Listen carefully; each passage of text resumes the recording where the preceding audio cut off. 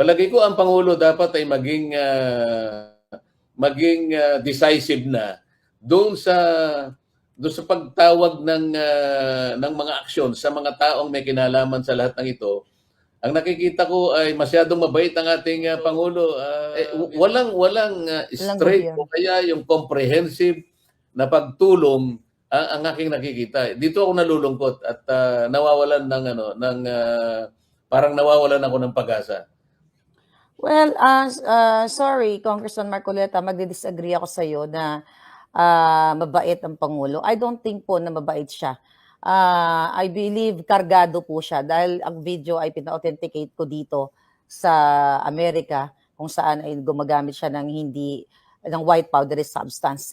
Actually, leading to that sentiment, mag-agree po ba kayo, kung Marcoleta, na dapat lahat ng mga politiko na sasabak o kakandidato ay magpa-hair follicle test? Pwede naman yun. Ang nagiging problema lang kasi, yung ating saligang batas talaga, walang requirement na ganun eh. Kaya hindi natin maipilit yun eh. Hindi sila Ngunit, pwedeng pilitin. sa voluntary basis na lang sana, ay lahat ng maaari pang gawin para lang matukoy natin na ay lahat ng kakandidato ay walang kinalaman o hindi nakagamit ng kahit anong droga o mga bagay-bagay may kaugnayan yan, payag ako doon. Ang problema lang, hindi natin mapanagutan talaga. Hindi natin sila mapilit. Para sa akin ay masusing suriin yan sapagkat mabigat yung akusasyon ng pulis. Kung totoong siya'y sinabihan para gumawa ng isang bagay na labag sa kanyang kalooban at tinuturuan ng gumawa ng testimonyo para lang pasamain ng kahit sino, ay napakabigat na kasalanan yan. At yan ay hindi pwedeng palampasin.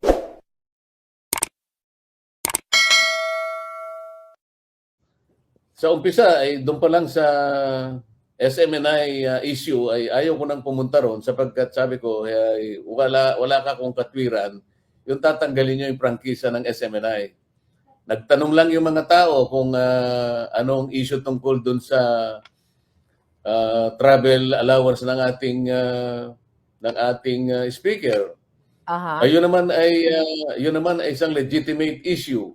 Question. At ito ay kasasangkutan ng public interest. Ba't hindi natin sagutin? Ba't kinakailangan natin silang usigin at dalhin dito, imbestigahan at pagkatapos ipakulong sila? So ayaw ko sumama doon sapagkat hindi makatwiran.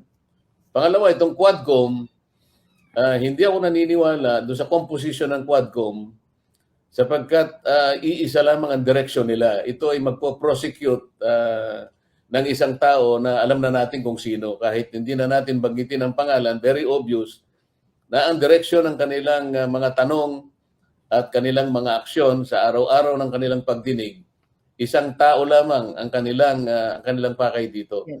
Kaya sabi ko, hindi ako sasama. Ngayon, hanggang sa dumating ang panahon ng budget briefing, ay pinaalala ko sa kanila dahil nag-aaway-aaway sila at pinagtatanong nila yung ating Vice President. Sabi ko, hindi ganyan ang naging kalakaran natin. Respetuhin natin ang tradisyon. Huwag ninyo kung isasangkot yung accountability doon sa tradisyon. Magkaiba yan. Yes. Pwede naman natin kung i-harmonize ang dalawang yan. Budget briefing pa lang tayo, hindi tayo nag-iimbestiga. Ang budget briefing ay dapat ay nandyan yung pagrespeto at pagtitiwala sa tatlong magkakahiwalay, ngunit magkakapantay-pantay na sangay ng ating pamahalaan. Ngayon, ayaw nilang makinig sa akin. Ang akala nila ay may kinakampihan ako. Wala akong kinakampihan Ang kinakampihan ko yung katotohanan sapagkat ang Office of the Vice President ay iginagalang.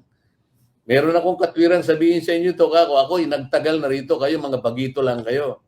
Nakita ko na kung paano natin dinispose ang budget ni Noli Di Castro, ni Jojo Binay, maski si Madam Leni Robredo, at ngayon nga yung ating Vice President Sara Duterte.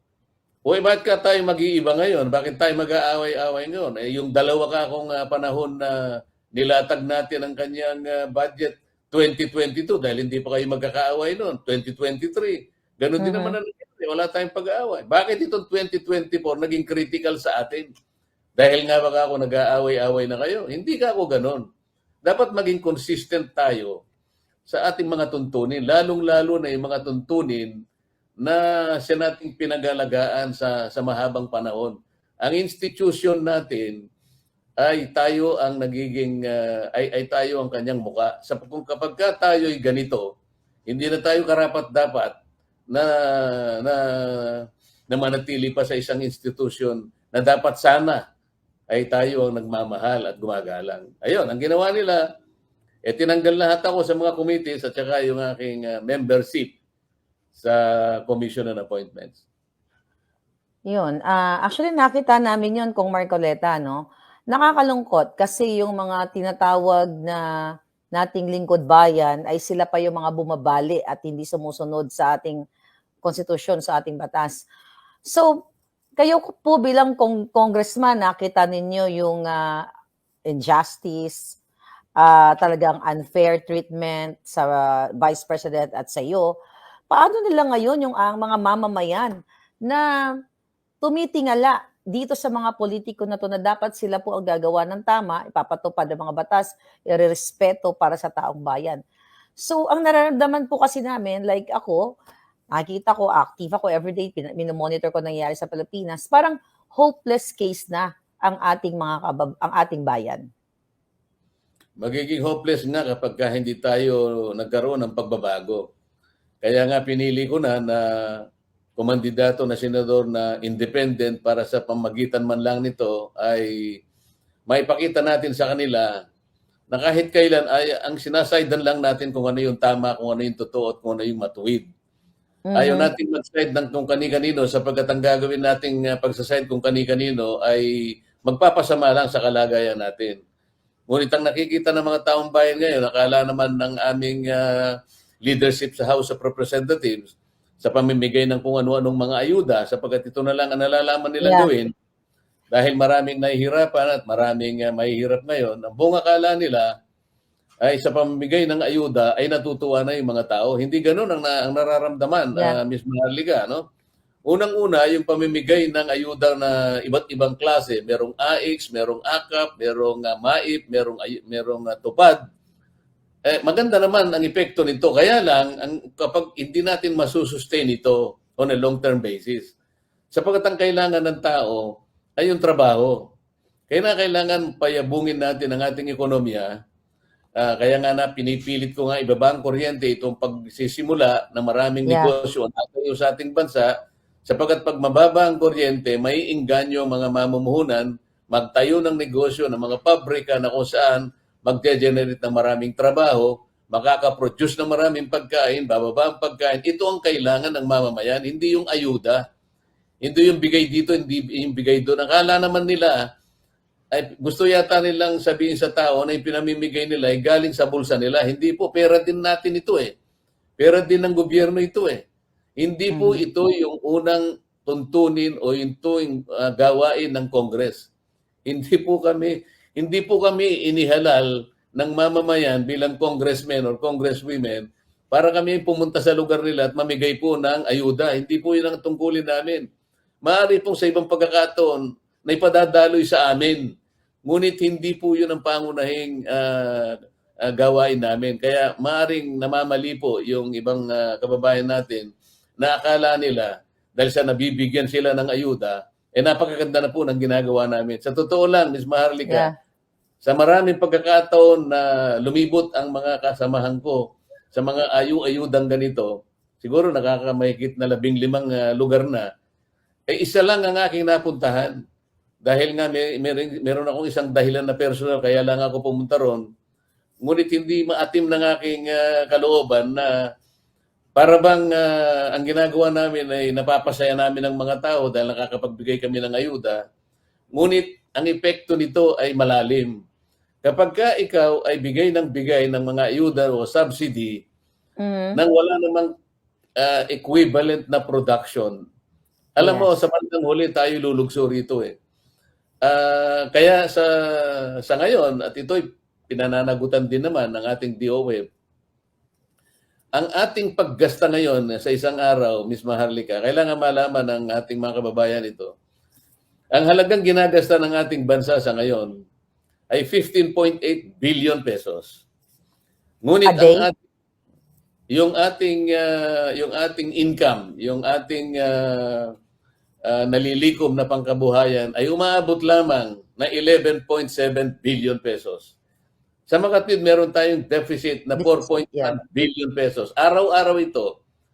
Ibig sabihin, tayo ay nangungutang ng 4.1 billion pesos per day para lang masustain Mm. natin ang ekonomiya. Ibig sabihin yan, ewan ko, mga 270 million per hour. My Ganito ang God. mangyayari sa atin, ang long-term effect nito hindi makakabuti sa ating ekonomiya. Maaring sa unang tingin, ang mga tao sapagkat naaabutan sila ng konting Tanggap. tulong, baka mapasaya mo sila. Ngunit, sa ilang araw lang siguro yon. Ano naman ang kinabukasan nila? Ito yung magiging problema, Ms. Maharlika. Yeah. Siguro mag-a-agree ang mga nanonood sa atin, ang mga taong bayan, talagang ginagamit itong ayuda na ito para talagang i-politicize or in preparation sa darating na eleksyon.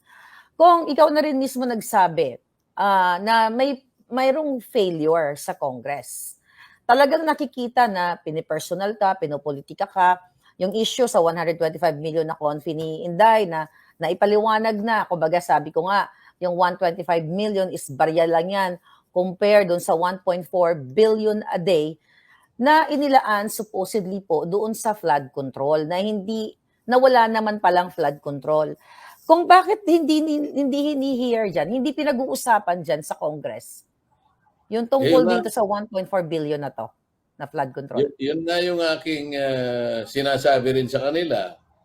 Mula pa nung unang pagbaha, mga 3 buwan na nakararaan, ay nabanggit na yung mahigit na 5,000 flood control projects na yan. Ngunit biglang lumubog ang Metro Manila. Itong Yes. huli, 1 linggo lang ang nakararaan, lumubog ang buong 95% ng Bicol region was submerged sa tubig. Yeah.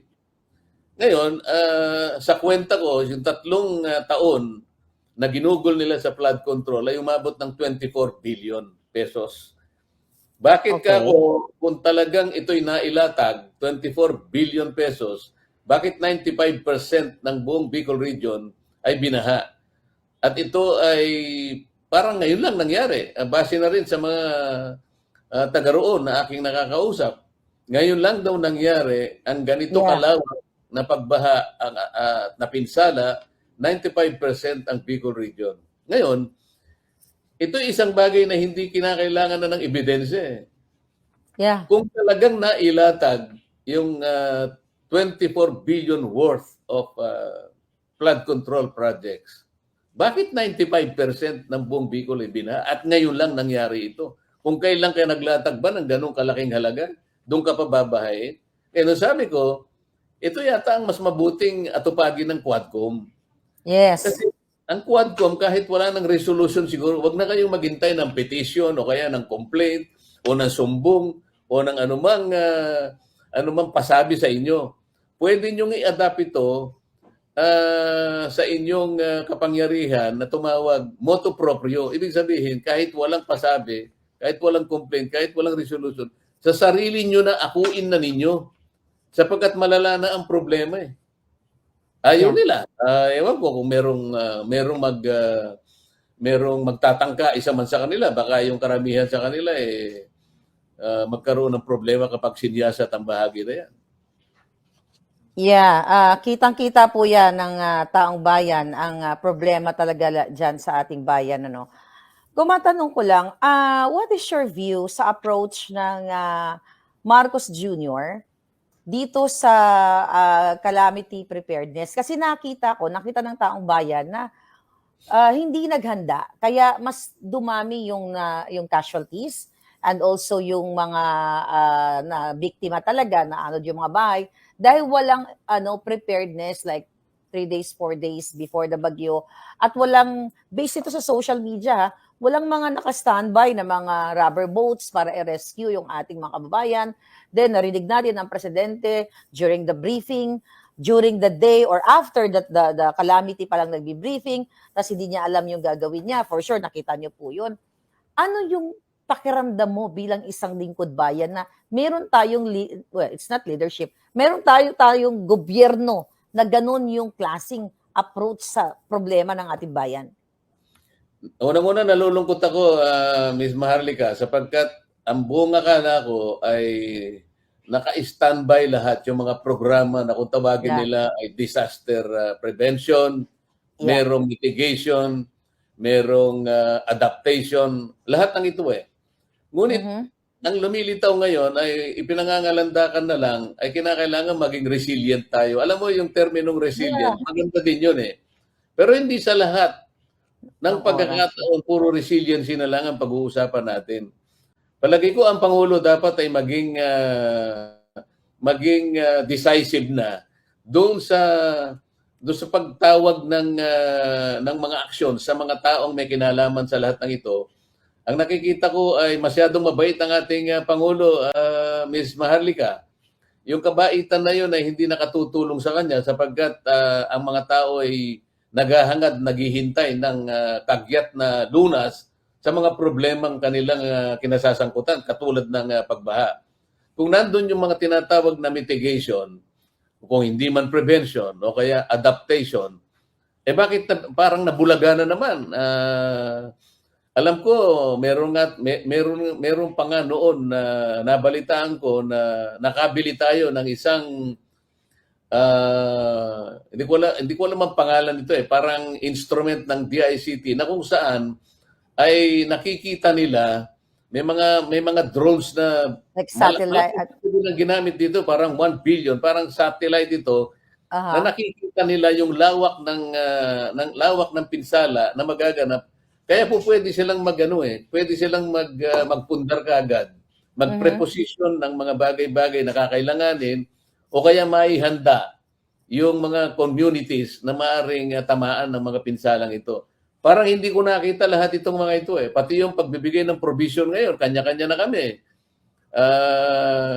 Katulad sa panig ko, sa aking malit na magagawa, nakapadala na rin kami ng kahit ano. So, walang straight o kaya yung comprehensive na pagtulong ang aking nakikita. Dito ako nalulungkot at nawawalan parang nawawalan ako ng pag-asa. Well, sorry, Congressman Marcoleta, magdi-disagree ako sa iyo na mabait ang Pangulo. I don't think po na mabait siya. I believe kargado po siya dahil ang video ay pina-authenticate ko dito sa Amerika kung saan ay gumagamit siya ng white powdery substance. Actually, leading to that sentiment, mag-agree po ba kayo, Kong Marcoleta, na dapat lahat ng mga politiko na sasabak o kakandidato ay magpa-hair follicle test? Pwede naman yun. Ang nagiging problema lang kasi, yung ating saligang batas talaga, walang requirement na ganun eh. Kaya hindi natin maipilit yun eh. Hindi sila pwedeng pilitin. Sa voluntary basis na lang sana, ay lahat ng maaari pang gawin para lang matukoy natin na ay lahat ng kakandidato ay walang kinalaman o hindi nakagamit ng kahit anong droga o mga bagay-bagay may kaugnayan yan, payag ako doon. Ang problema lang, hindi natin mapanagutan talaga. Hindi natin sila mapilit, naintindihan natin yan. Kung mainit at pinag-uusapan ngayon, social media, mainstream media, ang revelasyon ni Colonel Hector Grijaldo, I hope tama yung pagkabanggit ko kung napanood niyo kagabi, doon sa hearing sa Blue Ribbon Committee na kung saan po ay isiniwalat niya na during the Quad hearing ay inimpluwensyahan siya o hinimok siya ni Congressman Dan Fernandez and Congressman Benny Abante para aminin doon sa hearing na yon na yung reward system na in-expose ni Garma at iba pang mga resource person doon ay there's such thing na may nag-i-exist sa Davao o sa Pilipinas na inuutusan ng Pangulong Duterte na mag-execute ng isang tao at babayaran o re-rewardan. So, in-expose po ni Colonel Hector kahapon na talagang pinilit o inudyukan siya. Kaya nga sabi ni Pangulo doon ay kakasuhan niya ng subornation of perjury. So nakakagimbal po yon kung na may dalawa tayong lingkod bayan supposedly, kongresista na pinipilit o talagang inuutusan pulis pa ito for 30 years in service na ito, na lingkod bayan din. Kung narinig nyo po, napanood nyo, ano yung sentimiento nyo at ano ang maibibigay nyong info dyan para sa taong bayan? Sana hindi totoo yun, Miss Maharlika. Kasi kung totoo yun, ay napakaseryosong akusasyon yun, ay dapat maimbestigan din. Kasi unang-una, Yes. ay hindi naman dapat mangyari yung ganon. Kaya nga sila gumagawa ng investigasyon. Kahit na nga ako ay ayaw na nga sumama dyan sapagkat hindi ko nga makita yung direksyon at yung mga Yeah. tuntunin na hindi na nakabase sa tinatawag nating mga due process. At maski na sa aming mga nakalatag na tuntunin ay marami na rin hindi natutupad eh. At ngayon, nagkaroon ng akusasyon ngayon tungkol sa bagay na yan. Yes. Para sa akin ay masusing suriin yan sapagkat mabigat yung akusasyon ng pulis. Kung totoong siya'y sinabihan para gumawa ng isang bagay na labag sa kanyang kalooban at tinuturuan ng gumawa ng testimonyo para lang pasamain ng kahit sino, ay napakabigat na kasalanan yan. At yan ay hindi pwedeng palampasin, Miss Maharlika.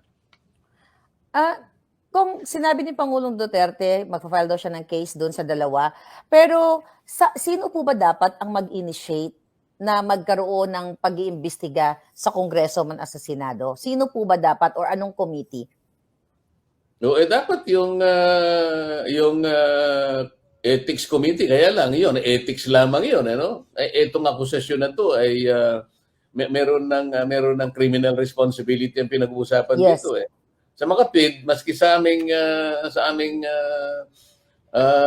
institusyon ay meron kaming ethics committee para na ipasimulan. Ngunit hanggang doon lamang kung ano ay ipapataw na parusa. Halimbawa, kung mapatunayan totoo ang nangyari, maaaring ma-expel lamang isa sa amin. Ngunit, merong criminal propensity itong nangyaring ito. Kaya merong pananagot ang kriminal kung yan ay mapatunayan.